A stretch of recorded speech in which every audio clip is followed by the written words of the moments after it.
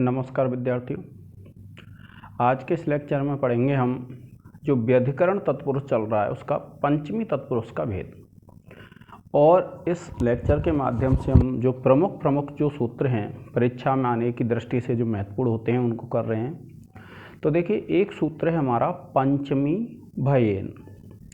तो ये सूत्र क्या कहता है कि जो ऐसा कोई सुबंत हो, क्योंकि आप जानते हैं सुबंत का सुबंत के साथ समास होता है, तो ऐसा सुबंत हो जिसमें पंचमी विभक्ति हो तो उसको कहते हैं पंचमी अंत सुबंत। अर्थात जिस पद में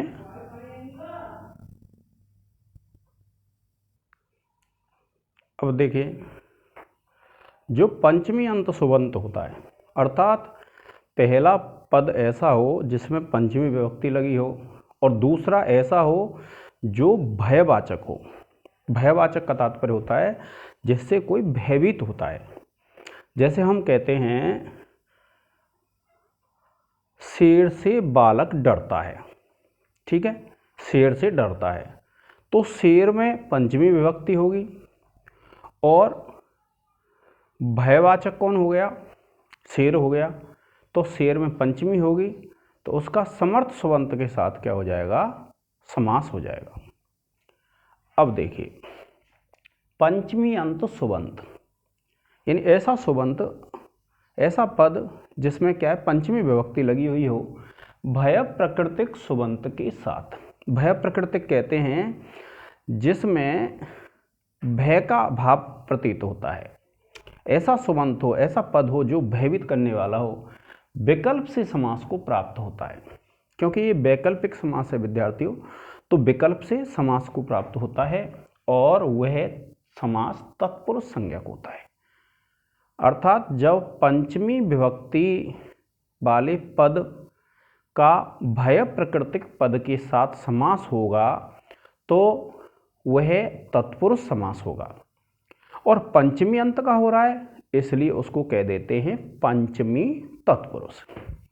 जैसे आप कहते हैं चोराद बिभेति, ठीक है, चोर से डरता है, चोराद बिभेति, या फिर हम कहते हैं चोराद भयम। तो देखिए, ये चोर शब्द है जिसमें पंचमी विभक्ति लगी हुई है और भय ऐसा है जो डरावना है, भय प्राकृतिक है, तो ये आपका विकल्प से समास हो जाएगा चोर भयम। अब हमें ये सिद्धि करनी है चोर भयम की। ऐसे ही और भी पंचमी अंत भय प्राकृतिक सुबंत के साथ समास को प्राप्त हो जाते हैं। अब देखिए, इसका एक स्क्रीनशॉट ले लिया होगा आपने।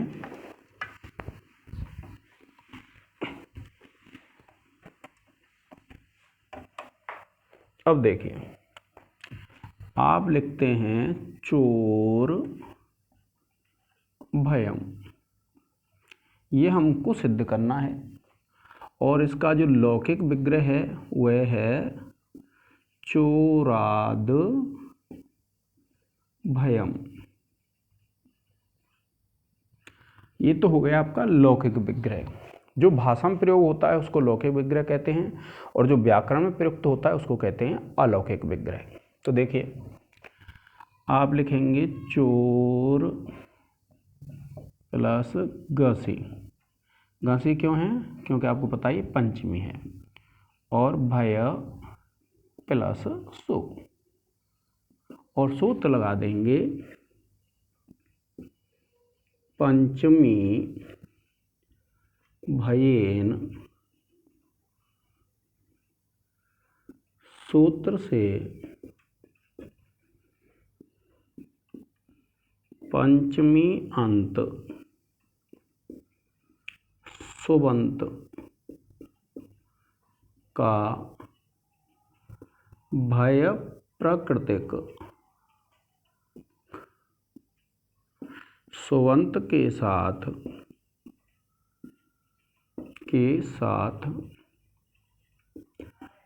विकल्प से समास। ठीक है विद्यार्थियों, अब ये जो विकल्प से समास हो जाएगा, फिर आपको क्या करना है, इसके ये जो है इसकी क्या करेंगे आप, उपसर्जन संज्ञा उसका पूर्व निपात कर लेंगे। तो आप लिखेंगे, देखिए, चोर प्लस गांसे प्लस भय प्लस सो, और सूत्र लग जाएगा विद्यार्थियों, प्रथमा निर्दिष्टम समास उपसर्जनम से चोर प्लस गांसी की उपसर्जन संज्ञा।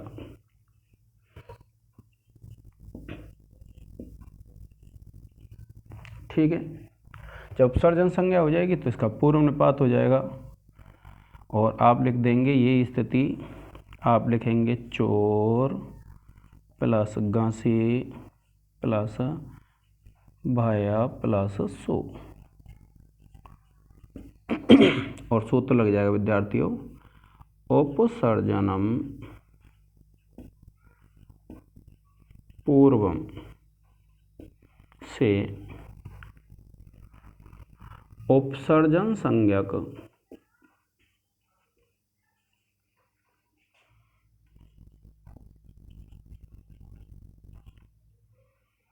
चोर प्लस गांसी का पूर्व निपात। आप यूं कहेंगे कि ये तो पहले ही है, तो पहले भी होगा तो भी क्या है, हमको सूत्र तो लगाना पड़ता है विद्यार्थियों। आप इसका एक स्क्रीनशॉट ले लें।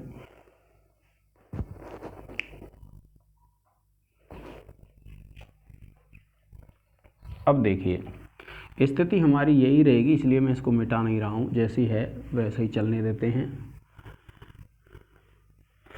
अब देखिए हम क्या करेंगे, इसकी प्रातिपदिक संज्ञा करेंगे। क्या करेंगे विद्यार्थियों, प्रातिपदिक संज्ञा, और सूत्र है आपका कौन सा, कृत तद्धित समासाश्च। आप लिखेंगे, सूत्र से समास की प्रातिपदिक संज्ञा करने पर। ठीक है, और जब प्रातिपदिक संज्ञा हो जाएगी तो जो सुप होते हैं उनका लोप हो जाएगा। आप लिखेंगे चोर प्लस भया, सुप कौन से, एक गांसी और एक भया। तो आप सूत्र लगा देंगे, सुपो धातु प्रातिपदिकयोः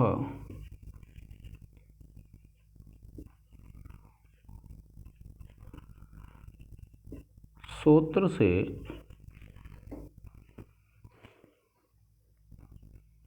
प्रातिपदिक के सुप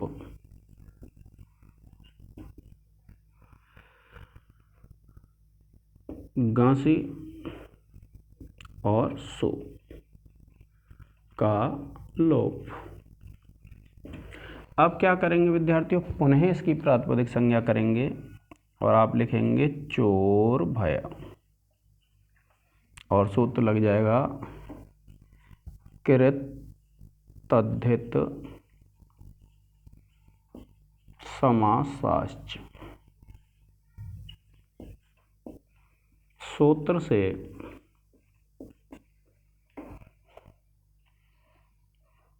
समास की प्रातिपदिक संज्ञा, प्रातिपदिक संज्ञा करने पर, और जब प्रातिपदिक संज्ञा हो जाएगी तो आपको क्या करना, देखिए सु लाएंगे, सु को अम होगा और अम को जब जोड़ देंगे तो आपका क्या हो जाएगा, चोर भयम हो जाएगा। तो आप लिख देंगे सीधा ही चोर भयम, और सूत्र लग जाएगा, सूत्र क्या, हम सीधा लिख देंगे विभक्ति कार्य करने पर